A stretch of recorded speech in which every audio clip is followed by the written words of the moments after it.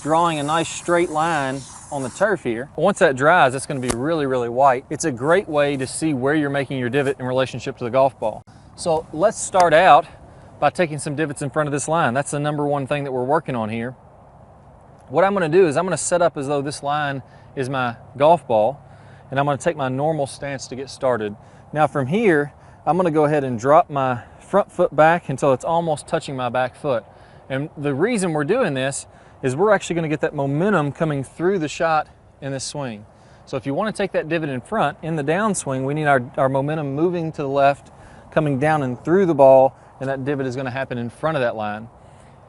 If we do this incorrectly, we're going to be falling back to the right. Our right shoulder lowers, everything gets closer to the ground back here, and now you can see I'm going to want to hit behind this line. Or if I miss the line, I may flip to reach the golf ball and actually hit it thin. So anytime I fall back this way, really going to cause problems in the golf swing. So again, let's set up this line, drop the front foot back, and now what I'm going to do is I'm going to take a step forward, I'm going to swing, I'm going to take a divot in front of this line, and as I follow through, I want your right foot to come all the way on around, just like you're walking down the fairway toward the green. So let's set up, put the feet together, I'm going to make a swing, brush the grass in front. I want to take a little bit more of a divot here so we can really see that, but you can see that started about right there. And then I brush the turf. That's completely fine if you're doing this, but I'm going to exaggerate it, maybe even take a little too steep of a divot here so that you can see this really easily. Again, that's way in front. You can see my divot started right there. That's almost 8 or 10 inches in front of this line. No way I'm going anywhere near going behind this line. I'm going to try one more just to give you a feel for what that would be. And again, you're seeing that that is in front. Now we can go ahead and do the same thing with a golf ball. So I'm just going to put a golf ball right on this line.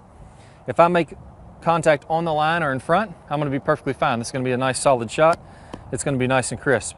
If I make it behind that line, now I'm going to have a tough time. With this step drill, it's going to be almost impossible to make contact behind that line. So let's go ahead and try one out with a golf ball.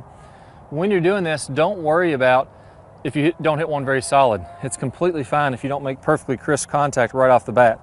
This is just to get that weight going forward. There we go. So now I hit the ball. Did I hit it perfect? No, it wasn't the best shot in the world, but I got so much momentum moving forward, I couldn't hit behind the line if I wanted to. And again, you see my divot started in front of that golf ball and in front of the line. Let's go ahead and go back now. One of the big keys with this is to always start without a ball. So we did, let's say 5 or 10 practice swings without a ball, then we hit a ball. Let's take the ball away again and get comfortable with this motion, build some muscle memory, and then we're going to bring another golf ball into play without taking the step. So again, I'm going to try to build that same feeling. Feet are close together, take a step. Divot was in front, my divot was way up here. I can even take a bigger divot if you want to, if you really want to exaggerate. Well, having a hard time, my divot's so far in front it's hard to get deep, but you can see that is a nice clean divot well out in front of that line. So again, that's too far in front. That's a little bit exaggerated, but it's awesome practice for those of you who've been going a little farther behind the line. Now let's make this like a real shot. So here, I'm gonna set up like I would in my normal stance. Now I'm gonna have the same feeling. As I come through this shot, I want my right toe to be the only thing touching in the follow through, and I want all my weight on my front foot. If I was to pick up my back foot, I would be able to balance there for about a half second before falling back. That's ensuring that I'm getting the same type of forward weight shift that allows that divot to happen in front, just like this drill. So let's go ahead and set up, try a normal shot now and see how that goes. There we go, divot right in front. Again there, that divot started almost 2 or 3 inches in front of this ball. That means I was coming in really shallow and getting the ball contact first.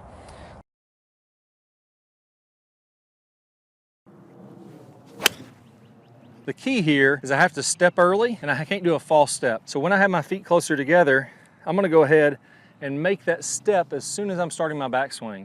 So I don't wanna do this and then step and swing down at the same time.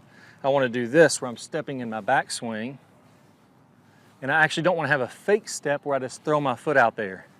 So this is me doing a fake step. This is me doing a real step where I get my weight over my front foot. You should feel a little flex in your knee as you're doing that, getting that lead side. Then I'm loaded up on my left side. I can easily get that divot down and through. Now you notice on this device, the sticks come from the top of the brick and they're angled down slightly. And you may say, Doesn't look like it's angled down very much, right? It's barely angled down. Well, that's all you really have to do when you're hitting a golf shot. And it's going to be pretty similar with a 3-wood all the way to a wedge. Angle of attack on a 3-wood is going to be -2 degrees or so. Angle of attack on a wedge is going to be anywhere from -5 to -7 or so, -8. All that means is 1 minute on a clock face is 6 degrees. There's about 1 minute difference between a 3-wood, which is more of a brushing shot, and a sand wedge or a pitching wedge. Not much at all. Good news there is you don't have to change your swing a bunch. You just have to make sure that you get your weight to the left, come down and brush the turf in front of the golf ball. So what I like about this too is when I have this set up, it gives me a really clear view of what a straight path is. So if I tend to get too far inside or too far over the top, this gives me a visual kind of confirmation of what straight is. I'm going to do a few reps of my step drill, getting all my momentum to move through the shot. And then from there, I'm going to set up normal stance, not move my feet, but have the same feeling that I had in that step drill. If I'm hitting shots doing this, I'll see my divot be in front of my golf ball. So I'm actually going to put my golf ball at the back of the balls where these stickers are on these particular sticks.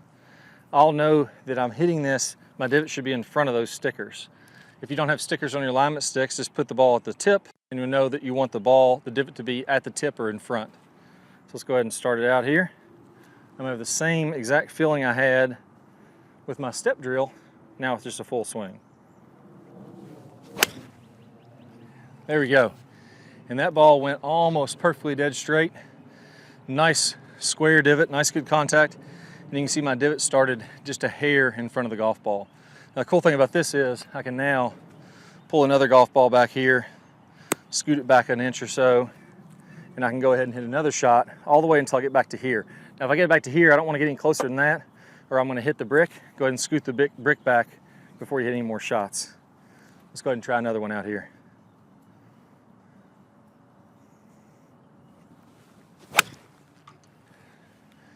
There you go, another one hit pretty well. Nice dead straight, no real movement on that ball. So I know I'm doing this well. Hit a whole line of divots, move it over a couple inches, a couple more lines that'll really get you zeroed out and hitting the ball very straight.